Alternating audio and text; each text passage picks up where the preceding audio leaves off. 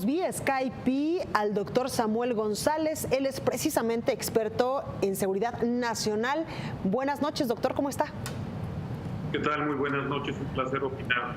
Gracias. Gracias a usted por tomarnos esta comunicación para Bitácora Política. Doctor, cuéntenos un poco qué es un operador financiero como lo era el BIG y otra cosa. Se supone que en la Ciudad de México pues no hay cárteles y tampoco hay este tipo de personas operando dentro de la capital del país. Cada mes o en los últimos meses nos hemos dado cuenta que esto no es así. Bueno, ciertamente la acusación que pesa sobre esta persona de parte de la Fiscalía de Illinois, del norte de Illinois, tiene desde luego varios aspectos.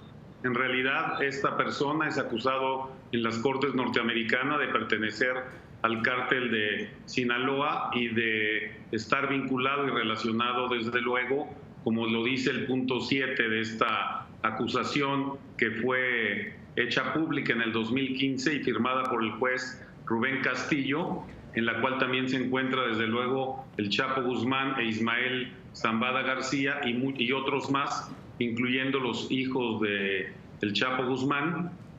Bueno, pues esta acusación es consta de cuatro elementos de conspiración. Bueno, doctor González. Sí.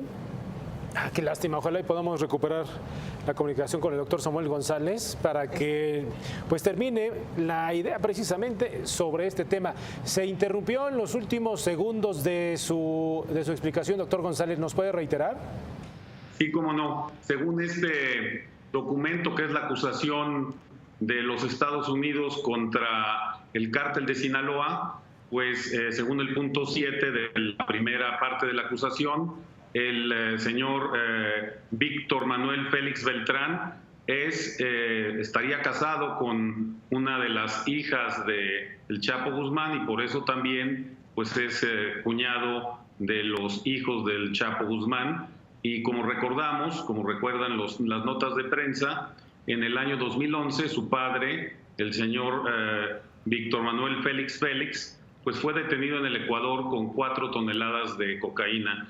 Entonces la acusación que hacen los norteamericanos va mucho más allá de la mera operación financiera del cártel, sino que tiene, según esta acusación, actividades muy concretas en el trasiego de droga y en el paso de dinero, desde luego, producto de esa droga. Así que es una vinculación directa pues con el cártel de Sinaloa y sus actividades delincuenciales. Para aquellos que piensan justo, doctor González, que este es un severo golpe y que podríamos estar cerca o más cerca, por ejemplo, de capos como el Mayo Zambada o los propios hijos del Chapo, Iván Archibaldo Guzmán Salazar, Jesús Alfredo Guzmán Salazar, ¿se equivocan o de verdad es correcta la apreciación? Bueno, aquí lo que se puede ver es un trabajo conjunto entre la autoridad norteamericana que solicita la orden de extradición, el gobierno mexicano que se lo pide al juez y desde luego pues la inteligencia para ubicarlo, para detenerlo y para presentárselo al juez para que siga el procedimiento de extradición de conformidad con las modalidades que ahora imperan en el nuevo Código Nacional de Procedimientos Penales. O sea que este es un trabajo conjunto entre la Procuraduría General de la República y la autoridad norteamericana. En este sentido, doctor, hace unos momentos le preguntaba a qué se debe que las cabecillas de cárteles tan importantes estén siendo detenidos precisamente aquí en la Ciudad de México. ¿Les es más cómodo o les es más fácil operar desde aquí? ¿A qué se debe? Bueno, se debe a que la Ciudad de México pues es una ciudad muy grande, en donde es mucho más fácil esconderse que en ciudades pequeñas o medianas. Aquí es mucho más fácil pasar desapercibido. El inmueble que fue utilizado por esta persona para vivir en el área de Santa Fe, pues es un inmueble amplio, con muchas personas, con muchos vecinos. No es tan fácil generar vigilancias por parte de la autoridad en esos inmuebles porque tienen a muchas personas, pero también tienen bastantes personas de seguridad. Así que pues la Ciudad de México es un lugar ideal para esconderse, independientemente que la actividad delictiva la cometan en la Ciudad de México o en otras partes del país. Bien, y en ese sentido, el pez gordo de este cártel de Sinaloa sigue siendo el Mayo Zambada, ¿no, doctor? Que pues nadie sabe, parece un fantasma.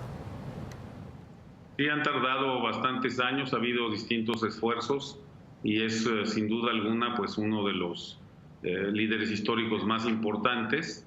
Recordemos que hasta una entrevista dio en una famosa revista al periodista y se fotografió con el periodista líder de nuestro país, Julio Scherer, en esa revista. Así que efectivamente pues la protección que ha tenido el señor Zambada García ha sido muy importante, aunque ahora pues evidentemente la nueva generación, como lo vemos con estos jóvenes de personas dedicadas al narcotráfico y a mandar en estos grupos delictivos, pues se va, digamos, desarrollando.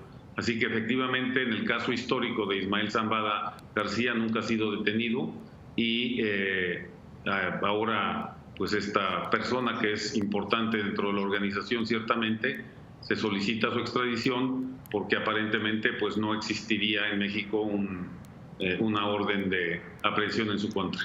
Doctor, el Mayo Zambada ya se ha convertido en una leyenda por lo que usted nos acaba de comentar.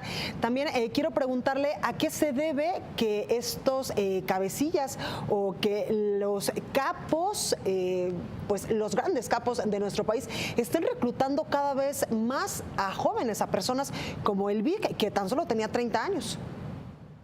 Sí, bueno, la delincuencia organizada siempre ha utilizado a personas muy jóvenes para realizar sus actividades delincuenciales. Lo que vimos es que están contratando cada vez más sicarios jóvenes, muy jóvenes, incluso antes de cumplir los 18 años, entre otras cosas porque la ley pues prácticamente les da una sanción muy leve cuando se trata de adolescentes de menos de 18 años, y eso es un tema que necesita ser, analizado por las causas que está generando de violencia, ¿verdad?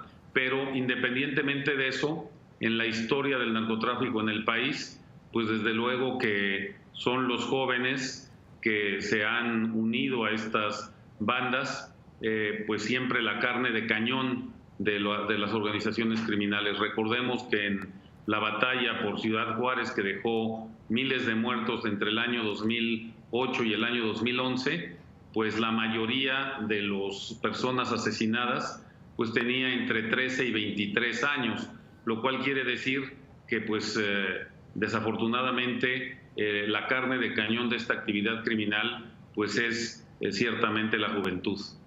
Bien, doctor Samuel González, gracias por esta explicación amplia, pero era necesaria porque era importante que no pasara desapercibida esta detención.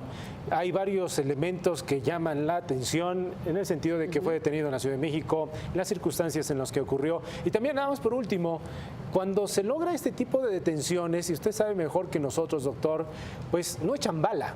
Es decir, pareciera que esta detención se hace de manera pacífica, sin violencia, ¿no? Y cuando tienen pues un poder bélico que, bueno, lo hemos visto en distintas ocasiones, ¿no? Sí, desde luego, pero esa es la diferencia. Si se encuentran en el estado de Sinaloa o en otras áreas de Jalisco, su capacidad de recurrir a las armas es mucho mayor. Aquí en la Ciudad de México los protege ciertamente el anonimato, pero al mismo tiempo por eso son vulnerables y es más fácil, digamos, para la policía actuar, al mismo tiempo porque el monitoreo que hace la policía de la Ciudad de México con todo su C5 en ese sentido es bastante eficiente y por lo tanto pues no es fácil andar circulando con varias camionetas con personas armadas. Entonces aquí se mimetizan, pero cuando son detenidos pues efectivamente no tienen capacidad de fuego.